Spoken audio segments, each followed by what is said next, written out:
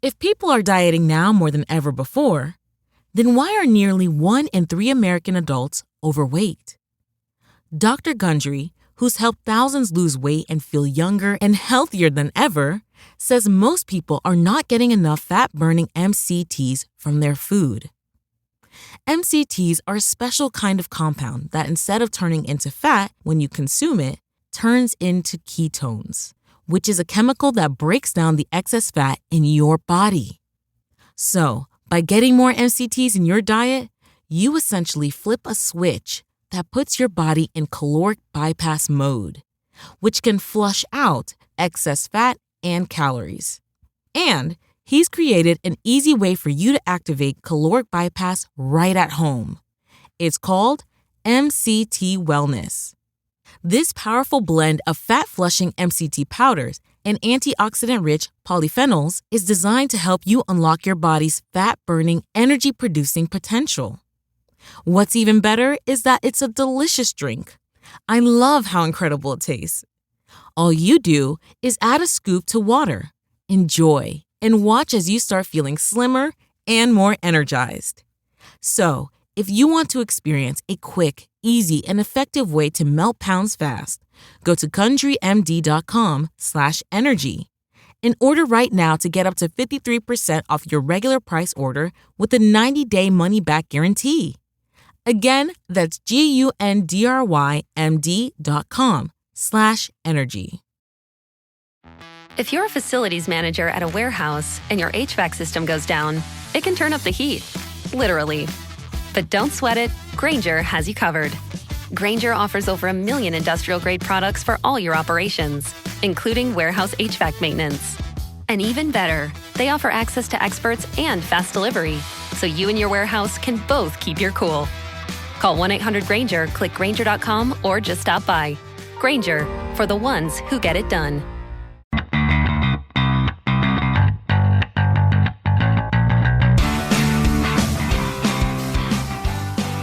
Well, good news, John. It looks like we survived free agency as contracts might have been up at 3 Down Nation. Who knows? Or if either of us were to do a bonus, we weren't cut, and we're still here for another week. Well, we've now made it 3 weeks, although we have been called definitely the least credible reporters on 3 Down Nation. I've never claimed to be a reporter on 3 Down Nation. Remember, two of the least, to be fair. That means there is potentially people less credible than us. I'm going to go, well, not less credible than me. Maybe I wouldn't even say less credible than you. I'm kind of the bottom of the barrel here. I just kind of come in, make the talkie, and apparently I'm not very credible. And I don't strive to be. But, hey, that just means people are listening. If people say we suck, that means they're listening. Yeah, absolutely. And we're just going to kind of get right into it this week. It's been a very busy week in the CFL, of course. I mean, it's free agency 2018. A whole lot has happened, but I think the most interesting thing to happen in Saskatchewan this week, without a doubt, was more so who's out rather than who's in. There's a lot we can get to about who's in and who's coming back between Dan Clark and Spencer Moore and finally Zach Evans and all that. But the biggest news, number one, had to be the weird timing of the release of Henoc Muamba. Yeah, I would say, you think, especially with the Riders going out and getting Sam Hurl, I thought, okay, well, they're definitely going Canadian at linebacker. They're going to have Muamba backed up by Hurl, let Cameron Judge grow into the role. It's going to be a real nice kind of depth spot there. And all of a sudden, out goes Henoc Muamba after free agency has already started. You almost wonder if it wasn't their ability to get Sam Hurl that made them change the game plan, like almost on the fly. Because you think if you're going to let Muamba go, you would have done a long time ago before free agency started, before you paid him anything in the offseason. So I was intrigued by the move. Maybe the Riders have seen something from Cameron Judge or Sam Hurl that the rest of us just haven't. But that's definitely the one I definitely don't agree with. I think letting go Henoc Muamba is a bit of a mistake, especially when, and to not jump the gun too bad, but I mean, you've also lost guys like Otha Foster from that defense that was so good last year. Yeah, I think it's the timing of everything that really intrigues me the most about this move, because yes, he was already given the bonus this year. And so now you essentially have dead cap on your space for no reason, where if you thought, okay, we need some money going forward because we know we're going to try and make some moves in free agency, then, well, maybe you should release him in January. Now that sets off the whole contract thing, which is something that's happening both ways here for sure. And so it's intriguing, but I understand the cap reasons for it because he's making north of $200,000 a year. They've signed a lot of guys. They brought back some guys. Money had to be freed up. And they did that with Derek Dennis as well, but that was also / performance. So the Muamba thing is extra surprising because he did play really well last year. And so it's kind of hard to understand that maybe they could have freed up some money elsewhere, maybe let go of a few other different guys where you can bring in cheaper draft picks or maybe some Americans, and maybe in higher profile backup kind of spots. I don't know. I mean, we're not in the room. We don't have the full cap picture, so maybe this was the easiest way to do it. But it was a strange thing, especially when if right now they're going to stick, if they're going to stick at a Canadian at middle linebacker, which I would be surprised if they did at this point because I don't think Sam Hurl's that quality. He's a pro. No. He's a special teamer. He can pinch hit. He can, maybe work in a few different schemes, but he's not a starting middle linebacker, and we've seen that since his first time here in Saskatchewan, frankly. And his entire career in Winnipeg, Winnipeg went out and paid him to be a starting middle linebacker, and he never really performed like one his entire time with the Blue Bombers. So they get him. They cut Enoch Muamba. The Derek Dennis thing, I'm with you there, Joel. Yeah. I completely agree. He just seemed like it wasn't quite a great fit. He got outplayed, and when you're an American making that kind of money playing along the offensive line, one poor season, and that's kind of it. I still think Derek Dennis is going to be very good in this league. Yeah. I just think that it's going to be after a bit of a salary reduction, and he's already acknowledged as much. Calgary's getting themselves one great player. But yeah, with Sam Hurl, he's never really been of the starting caliber. I know he did a good job once he was, downgraded in Winnipeg to be the guy that if a Canadian goes down elsewhere, he could kind of come in and fill in, but it's just a mystery. Like it's a cutting off your nose to spite your face. But I think one move they made that made it clear that maybe they've given up on a Canadian at middle linebacker, and that to me is bringing in Jerome Messam, because now you're able to start a Canadian running back, which is so exceptionally rare in this league.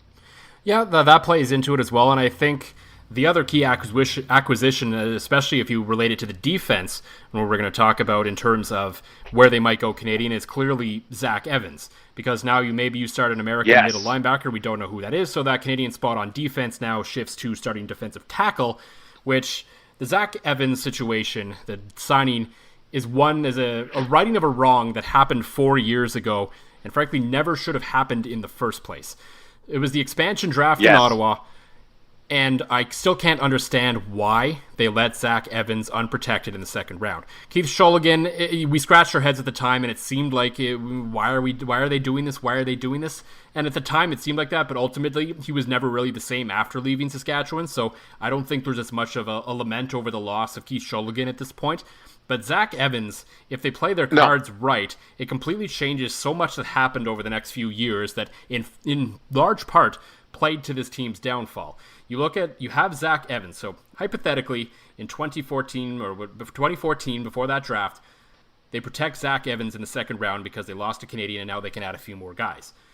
Then in 2015, they draft a couple Canadian kids on defensive tackle, and they forced them to come in after, in 2014, going with a couple of Americans at defensive tackle. The new Americans just didn't work. So then they said, okay, we're going to go back to Canadian with Rory Conop and these guys, and they just weren't ready. So if you had Zach Evans all along, then all of a sudden you have Zach Evans, you have Rory Conop, and you have these other guys, and they have time to grow and develop behind Evans, and maybe it completely changes a lot about what happened defensively for the Riders that year. So what you're saying is there's a bizarro universe in which the Riders kept Zach Evans and it led directly to the Grey Cup last year. Oh, I don't know if I'd go that far, but they certainly wouldn't have been the worst team in the league in 2015. Now, of course, a lot changes. The entire spectrum changes if the Dan Clark and everyone on the offensive line hears that whistle in Winnipeg and Darian Durant doesn't blow out his arm. That team maybe goes on to do something, and then who knows where they go from there. But what's done is done. But I think that Zach Evans one was a personnel decision that really could have been avoided with a little more forward thinking rather than, oh, well, we need to shed some salary. We'll just put some Americans there. It'll be fine. Well, and that's exactly it. I mean, that Rider team seemed to have a game plan for winning the 2013 Grey Cup, and it was just, after that, it was, we have no idea what we're doing, and it was the plan just was not put together. I'm starting to see that this Rider team is planning on being a quarterback's nightmare, probably with 3 defensive linemen all season long. So now you've got the 2 Americans on the edges. You got Evans in the middle. This is, you even said it during our last pod, you know, they just need somebody to come down the middle and play that tackle spot. And Joel, they went out and got him. He's a Canadian. It's even better. They've righted a wrong. I love that signing. I do. Again, quite big for me. The biggest question mark, Mwamba's gone. I love the signing of Zach Evans because, again, what did we say last week is going to be a need? We said a defense, someone along the defensive line to really be that middle guy, and we said they needed Canadians. They did it with one move. Yeah, they did it with one move, and basically their entire free agency thought process revolved around Canadians for the most part, and that's really good. I think that's what they had to do because the drafting hasn't really worked out for them, and there's still another draft coming up, so there's a chance to make a difference there once again, but they had to sign Canadians, and they did. Now, there's still some question marks going for this team, and there's some holes to fill that we'll talk about in a little bit. But I think another move that they made that is kind of maybe a little under the radar in terms of its importance because of the, let's say, unheroic role he plays on this team, and that's the signing of fullback Spencer Moore. Now, I know he's not flashy. He's not going to go out there and produce 1,000 yards of offense for this team. But I put him down on at the start when the free agent list came out. I said 5 players the Riders have to re-sign, and the bulk of them, it was 4 Canadians and Duron Carter. And one of those guys was Spencer Moore because I look at him and I say, okay, he's not flashy. He's not going to be on highlight reels, but he does the little things. He can block. He plays special teams. He's kind of a poor man's Neil Hughes at this point. He doesn't quite run the football. He does a little more running pattern kind of things when he does get out there. So I think that was a quiet, important signing for this team to make sure that you have the continuity, you have the veterans on special teams where we know a lot of younger guys and rookies tend to end up before they start playing as regular down players. Oh, certainly. And Spencer Moore, you hit it on the head there. You know, he's a great blocker, and I always think you need that, especially when you're going to have a running back like Jerome Messam, who, although being quite large and a very large and powerful human being, isn't exactly known for his blitz pickups or blocking or anything like that. If you watch Spencer Moore before the camera, or watch him live, like when you're at a game at New Mosaic, watch him live, watch him pick up those guys that are coming after his quarterback, watch him know when he can release, when he can get free to kind of be that release valve in case things are going sideways. You're right, he's never going to win an MVP award, but I mean, he's got the right passport. He's doing great things for the team. He's on specials. He's one of those glue guys that I think Saskatchewan has had a habit of kind of letting go, and I'm glad to see that they're keeping him around. You're right, to me, it is totally underrated. And, he's also very good in the community. Now, that's not something that's going to make or break a signing, but it's important to keep those guys around, too. He clearly cares about this province. He cares about the people here, and he wants to give back as much as he takes from here with his salary and his celebrity status somewhat, because he's a Saskatchewan Roughrider and all that. So he takes what he does here very seriously, and I think that's great. The other signing that happened around that same time was Dan Clark. Now, that one, I think there's maybe a few more question marks around it. I think you had to make the signing. I don't know. There isn't a better center on the market right now, per se. So if they think there's someone internally that can push Dan Clark, I think that could be something that might be interesting to watch this year because he had a bit of a down year at times last year. There was a lot of people questioning whether Dan Clark is a starting center in this league anymore. And so maybe he gets a little kick in the butt this year. Maybe there's some pressure coming from someone from behind, and that might be a spot where, maybe something down the line happens. Well, and or even you look at when Brendan Labatt moved over to center. Brendan Labatt's played a lot of center in his CFL career. Now, I know he said in interviews, and I know he said personally that playing center is not his favorite thing. He'd rather be somewhere else along the offensive line. But there again, I thought the Riders looked good when Labatt was filling in at center. I think Dan Clark is the kind of guy, as you said, there's no other Canadian offensive lineman that's out there that you can say he is a vast improvement to Dan Clark. It was a necessary signing. Yeah. It's funny, back to Spencer Moore in the community for a moment, though, I can tell you that my mother and father-in-law once randomly met him at a Humpty's in Prince Albert, where they had perhaps the least well-publicized rider signing ever. They literally walked in for breakfast. They were there for my niece's dance festival. They walk in for breakfast, and there's 2 or 3 riders just sitting there. There's no fanfare, no signage. There's a little thing that says, "Welcome Saskatchewan Roughriders." So again, Spencer Moore took the time. He talked about the team with my father-in-law, who's a diehard Rider fan. Took pictures with everybody, with the family. It was actually really cool. It's just reminded me though of the most depressing Rider appearance everywhere. Because normally anywhere you go in this province, it's they're swarming. They just walked into a Humpty's and had some brunch with Spencer Moore and a couple others. So isn't that the most CFL thing ever? I'm surprised that they didn't just film that and make that their commercial instead of the awkward Weston Dressler one. The awkward Weston Dressler one, or now the one with all the stock photos of different people eating. Don't forget about that. It's random stock photos of 2 old people giving a thumbs up, and all of a sudden they're Humpty stars. I wonder if you could ever find those models and let them know that they are Canadian superstars because of those Humpty's ads. Well, Western Canadian superstars at that, even. Western Canadian and CFL markets superstars for people that watch a lot of curling, specifically. So that means me, you, and everybody that's 80. Well, and John Hodge of 3 Down Nation as well. Yes. Because, we're in talks to potentially launch 8 End Nation for our love of curling.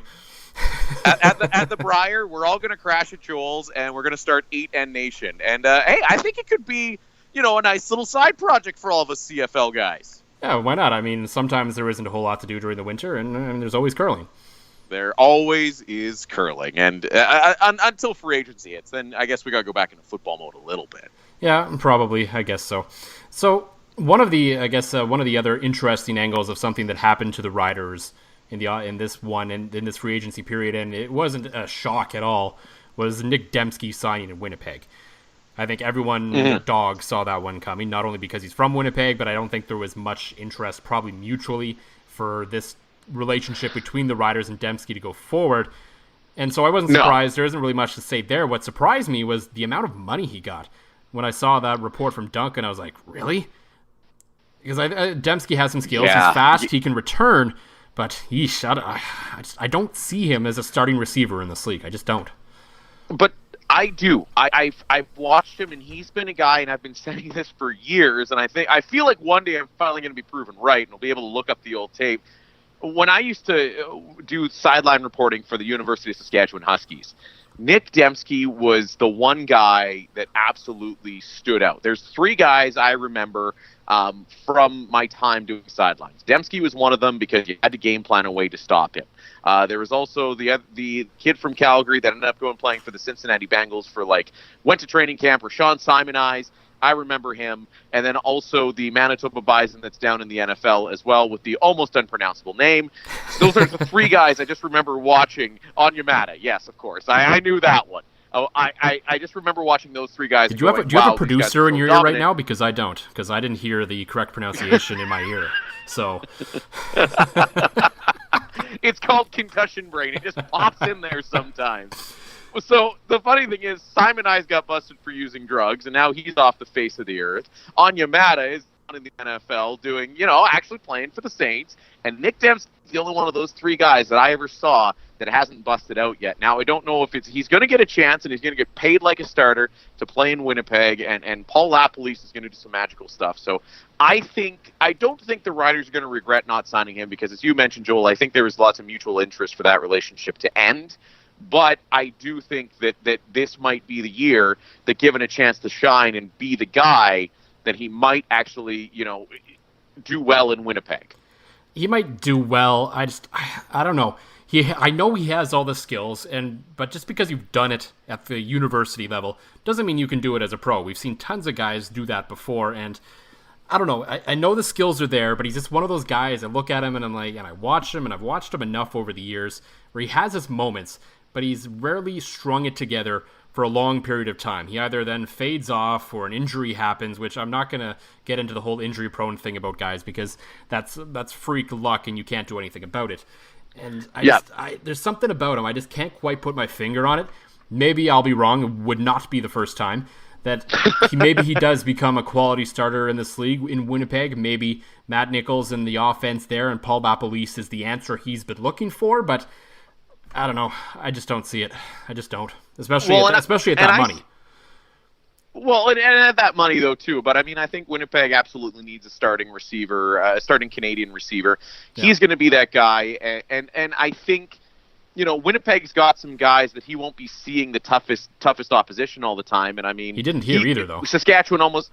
No, but what I mean is Saskatchewan almost had too many guys that he wasn't seeing the field enough, right? I mean, when you've got Carter and Grant and Bagg and everybody out there, he's just not seeing the field. I think in Winnipeg, he won't be seeing a lot of the top defensive backs on him, but he will be seeing his chance because, I mean, he's way better than anything like Julian Fedoli-Gadino or whoever they have. And here we are in a Rider podcast talking about Winnipeg. Oh, no, don't bring that up. Bring that up to a Blue Bomber fan that hosts a Rider podcast. Yuck. Yuck, Joel. What can I say? Although I did get an intriguing text from you today. Yes. Where you were forced at gunpoint almost. Well, not really. Not quite. That's a little... Maybe if I was in the States, but I mean, we're in Canada, so I was politely asked to do something. Fair enough. You were politely asked to make a Grey Cup pick, and who was that pick, Joel Gasson? Well, okay, so the story goes... one of my best friends, his dad, is a realtor in Ottawa. He's currently selling my parents' house. That's besides the point. But he speaks at this conference every year, I think, or something like that. And normally he would speak about the real estate market in Ottawa because that's what he does for a living. Well, apparently someone else is talking about that this year. So being a sports fan like us, he's asked a bunch of people he knows that know stuff about different sports to write a little bit of his speech for him, basically, about different levels, about different types of sports. So he asked me, naturally, to give my thoughts on what's going to happen on the CFL season. Now, this was when I was in Ottawa a few weeks ago. He asked me it the first time, and I was like, Rocco, it's February. It's January at the time. I don't know what's going to happen yet. Like, how can we make these predictions yet? This is absurd. I'm like, can I at least wait until free agency opens a little bit? I know it might be a little tight on your timeline, but can I at least wait until free agency opens so I have some kind of idea? He's like, okay, yeah, no, that's fair. We can wait. And I'm still just like, okay. A few days and days pass. I'm like, I'm kind of hoping maybe he forgot. And then I get an email from him the other day, updates on the house, blah, blah, blah, blah. Oh, by the way, can you do this little write-up on the CFL? And I was like, fine. Free agency opens tomorrow. I'll go ahead. We'll go through with this. And then so I started racking my brain because this is far too early to be thinking about this kind of stuff. But here we are. Absolutely. This is what happened. So I went through both divisions. I was like, I think in the East, you've got, as it stands right now, in my opinion, Toronto and everyone else. Hamilton might be able to give them a run if Mazzoli and Jones can adjust to what's coming at them now that all the other teams have watched a ton of film on them. So maybe there's something there. I think Hamilton, Ottawa's not really impressed me that much in free agency, though they did sign Kyrie Saint-Barrett today, so that might help their chances defensively because that's kind of where I'm a little iffy on them. And Montreal is getting better defensively, but their offense is still going to be a tire fire, so I don't know how you could believe in them. So I got Toronto in the East. I know, not that bold, not that crazy, nothing worth talking about on a podcast at this time of year. Then I got to the West, and I was like, the West? Because every team has made some pretty good moves at this point. Every team has lost some guys. So you could make, I think, a fair case for just about all 5 teams, even the BC Lions, because I don't think they're as bad as they were last year. No, I would agree. In the grand scheme of things, you could make a legitimate argument that all 5 of them have a chance to win that division, and it's almost impossible to pick the 5th that isn't going to make it because I think the crossover is going to be a thing again this year. I would agree. So I was like, okay. I started thinking about it a little bit more, and then I made probably what might end up being either the dumbest or smartest decision of my life, at least in terms of the CFL, and I said, you know what? This feels like now or never for the current incarnation of the Winnipeg Blue Bombers. So, oh, wow! So, and I know the Rider fans aren't going to want to hear this, and I think the Riders are definitely in the conversation, as is the entire West Division. But I was I think if they're going to do it, Winnipeg has to do it this year. And especially if they do what they should do and figure out cap-wise how to get Henoch Muamba in that defense, then that has to be a no-brainer. Then they're instantly in that conversation. They've been progressing a little bit every year. So why not? This should be the year. I said at the end, bold prediction, the Bombers win their first cup in 300 years as they beat the Toronto Argonauts in Edmonton. Huh. Well, that is okay. Now you've jinxed the Bombers. Absolutely. So I'm going because for the record, in the 3 Down Nation opening piece last year, where we did all the predictions for across the league, what we thought was going to happen, I was all in on BC. I thought the Lions, led by Jonathan Jennings, were he was going to progress. He was going to be the MOP. They were going to make a big run at it, and well, so. That is the best description of that prediction of yours I've ever heard. So yeah. I'm going to reverse jinx your jinx somehow and double pick the Winnipeg Blue Bombers because, what is it, 2 negatives make a positive? Isn't that math or something? It sounds kind of smart, yeah. Yeah, I don't know. I'm a numbers guy. That's what I do for a living. But, yeah, I'll also pick Winnipeg. And for everything you said, I'd also agree with the Toronto Argonauts out east, unless Mark Trestman out of nowhere accepts an NFL job. Yeah, I guess that has been talked about a little bit, but I think that's kind of scaled back a little bit. I mean, how could you bet against Toronto right now when they have Ricky Ray and James Franklin, plus a pretty good defense and a good offense? Like, everything is there to suggest that they could go again, and not to forget the fact that Mark Trestman and Jim Popp actually have an entire offseason this year where they didn't last year. Yeah, and too, you look at the fact that, like, it seems like the little quickie trade, like with Hughes going to Hamilton and then all of a sudden back to the West. It's like good players just find a way back to the West Division. I'm with you. You can make a case for any one of the 5 teams. I mean, the West Division is going to be, and even in free agency, as all West Division teams just keep loading up and loading up and loading up, like it is the ultimate murderer's row this year. I can't wait. I am one of these guys that absolutely hates the hashtag Is It June yet, but I am. Well, you don't have to wait till June this year. Oh, that's right. Is it May yet? It's gonna be May. Yeah, I can't believe we're actually on the same thought there. That's kind of freaky. Maybe that's why we've survived 3 episodes, Joel. Well, maybe we'll see a 4th. We don't know when that's going to be because, I mean, at this point, we're in off-season mode, and it's kind of, something's enough happened. Sure, we'll get on the computer and talk, I guess. Sure, and that's what we do. And I'll just sip my delicious Fort Garry Rouge while we do that, speaking of all things Winnipeg. Yeah, a little Fort Garry Rouge. And today I took something from your neck of the woods, actually. Ooh. This brought home a nice little growler of Prairie Sun Matt Hopper IPA. Ooh, that does sound delicious. And once again, we were fueled by craft beers and free agency talk. Yeah, so until next time, I guess, because I think we're pretty much done here. Yeah, we're done. High five. We'll be back. Feel free to hate on us in the comment section. It just fuels my love. I don't know what that means. I have no idea. I don't know what you just did there. I might hate on you on the comments for that one alone.